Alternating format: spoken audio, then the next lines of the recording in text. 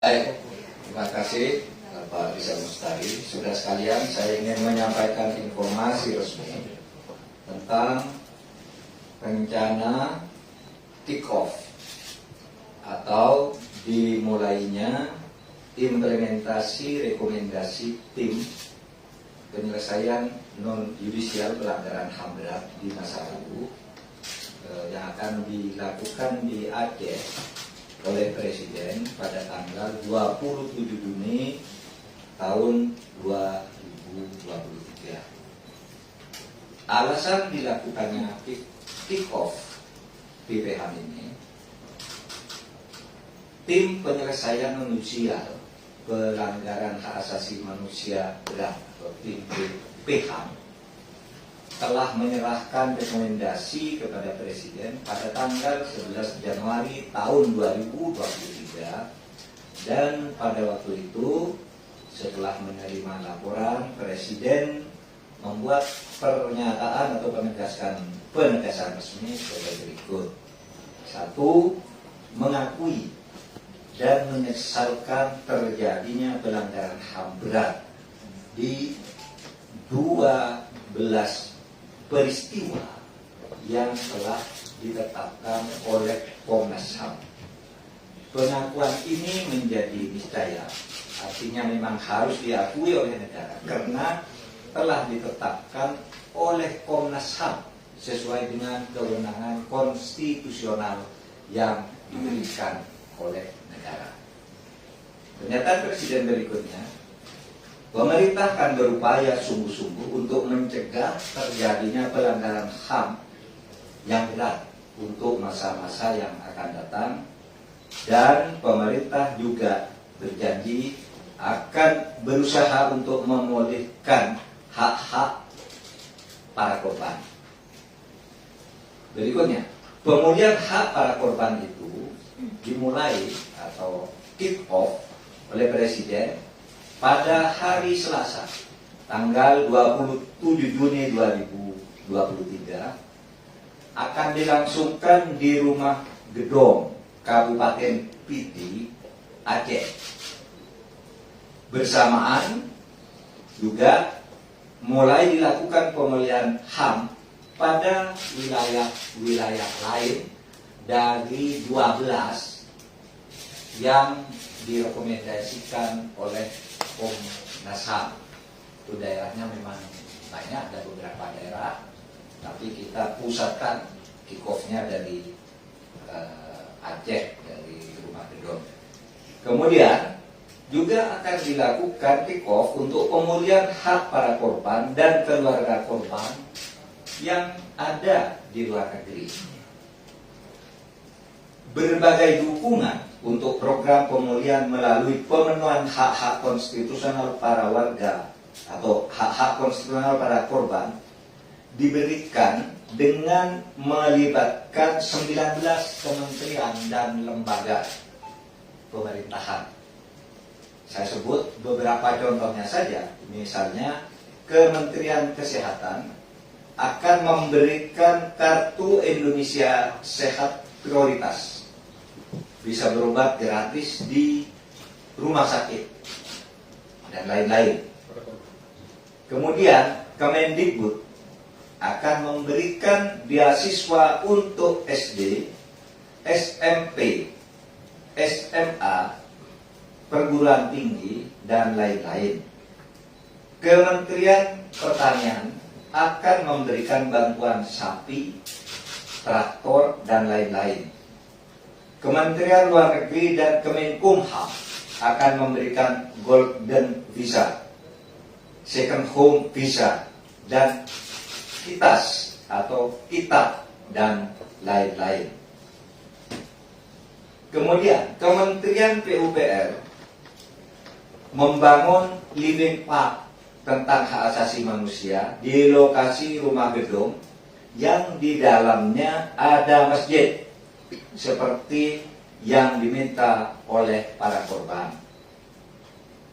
Presiden akan menandatangani prasasti dan akan menyapa para korban dan keluarga korban, baik langsung melalui virtual atau baik langsung maupun melalui virtual untuk korban yang di luar negeri dan di berbagai daerah.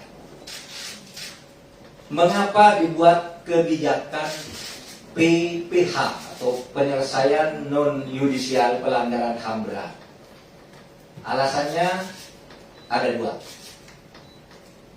Ada perintah dari TAP MPR nomor 17 tahun 1998. Juga Undang-Undang nomor 39 tahun 99 dan Undang-Undang nomor 26 tahun 2000 yang isinya menyatakan bahwa pelanggaran HAM berat di masa lalu harus diselidiki dan ditetapkan oleh Komnas HAM serta diselesaikan melalui jalur yudisial dan non-yudisial, pengadilan dan KKR maksudnya. Penyelesaian melalui dua jalur tersebut gagal atau belum bisa dituntaskan untuk dilaksanakan karena ada persoalan teknis yuridis dalam hukum acara pidana, yaitu pembuktian dan seluruh prosedurnya, dan ada hambatan politis dalam pembentukan KKR. Yang penyelesaian yudisial sebenarnya sudah ada 4 kasus dengan 35 tersangka. 4 kasus yang ditetapkan oleh Komnas HAM dengan 35 tersangka, semuanya bebas. Oleh pengadilan dinyatakan bebas, dinyatakan tidak ada bukti terjadi pelanggaran HAM berat. Karena memang pembuktiannya secara hukum acara itu sangat sulit dipenuhi, sehingga selalu dibebaskan oleh pengadilan, oleh mahkamah sampai ke tingkat Mahkamah Agung dan PK. Yaitu 4 kasus itu, pertama soal jajak pendapat di pasca jajak pendapat di Timur Timur, kemudian kasus AB Pura, kasus Tanjung Priuk, kemudian yang terakhir kasus Paniai. Semuanya 35 tersangka dinyatakan bebas dan tidak terbukti melakukan atau terjadinya pelanggaran HAM berat di dalam kasus-kasus tersebut. Oleh karena karakteristik semua kasus yang dibuat oleh Komnas HAM itu sama di dalam ukuran hukum acaranya, maka agar tidak tertunda-tunda, pemerintah akan menyantuni para korban, bukan menangani para pelaku, yaitu menyantuni para korban melalui penyelesaian non-yudisial.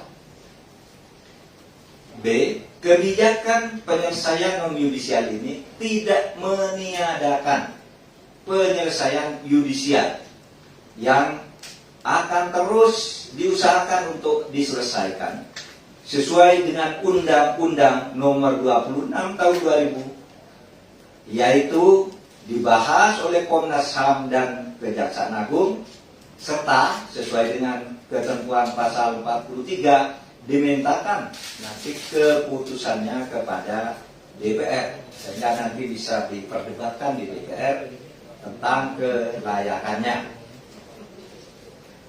Yang ketiga, saudara, ini penyelesaian yang kita lakukan ini adalah penyelesaian dari sisi korban.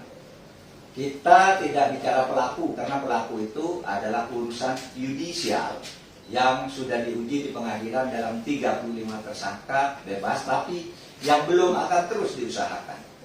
Yang ini adalah korban yang masih ada sampai sekarang.